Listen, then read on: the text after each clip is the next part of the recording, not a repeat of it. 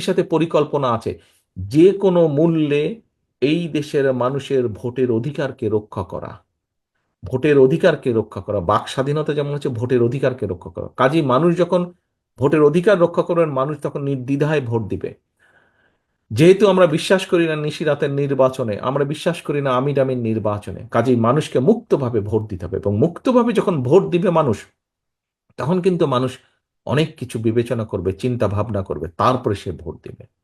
এবং তার সেই চিন্তা ভাবনাকে যদি আপনার পক্ষে রাখতে হয়, তাহলে কিন্তু জনগণের আস্থা আপনার পক্ষে থাকতে হবে।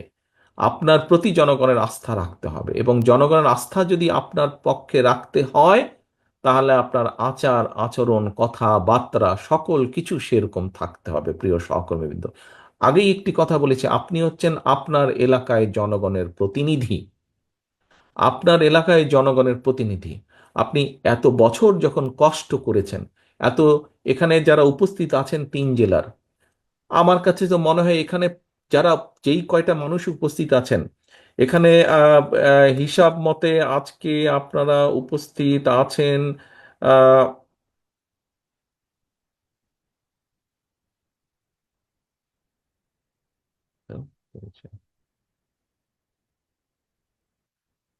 আপনারা আজকে গাজীপুর থেকে, আমার হিসাবে আমি যে হিসাব পেয়েছি, গাজীপুর থেকে প্রায় 810 জন উপস্থিত আছেন, ঢাকা জেলায় আছেন 750 জন, নারায়ণগঞ্জে আছেন 965 জন মানুষ উপস্থিত আছেন।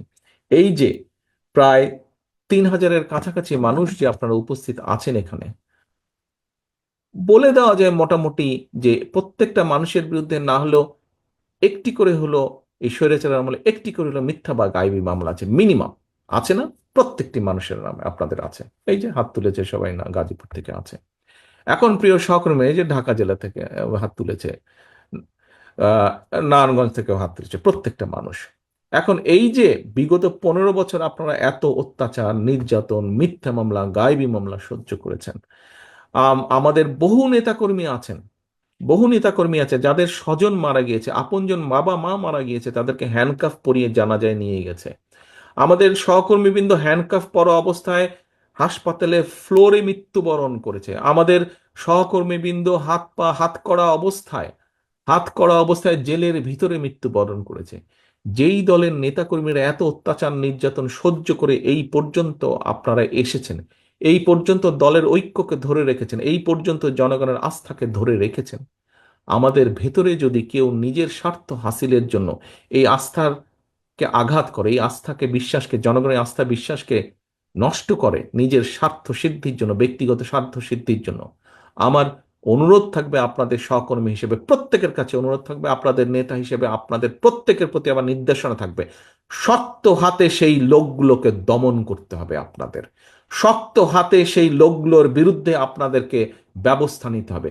কেন নিতে হবে, কেন আপনাদেরকে এই কথাটি বলছি? আগেই বলেছি, 3 জেলার আপনারা যারা এখানে উপস্থিত আছেন, প্রত্যেকে আপনারা কিন্তু আজকে এখানে নেতা হিসাবে উপস্থিত হয়েছেন। এই যে কর্মশালে উপস্থিত হয়েছেন, নেতা হিসাবে উপস্থিত হয়েছেন। আপনার অধীনস্থ অনেক নেতাকর্মী আছে, প্রত্যেককে আপনাদের খেয়াল রাখতে হবে। তাদের অধীনে আবার যারা আছে খেয়াল রাখতে হবে, যাতে নিজের স্বার্থ হাসিলের জন্য দলের সুনাম কেউ নষ্ট করতে না পারে, নষ্ট করতে না পারে, এটি খেয়াল রাখতে হবে। প্রিয় সহকর্মী, প্রত্যেক জায়গায় আমি এই কথা বলছি। আরেকটি কথা আপনাদের সামনে উল্লেখ করতে চাই। দেখুন, স্বৈরাচার, আপনারা এখানে পোড় খাওয়া প্রত্যেকে রাজনীতিবিদ, প্রত্যেকে পোড় খাওয়া রাজনীতিবিদ। হ্যাঁ, আমরা আজকে 31 দফা নিয়ে আলোচনা করেছি।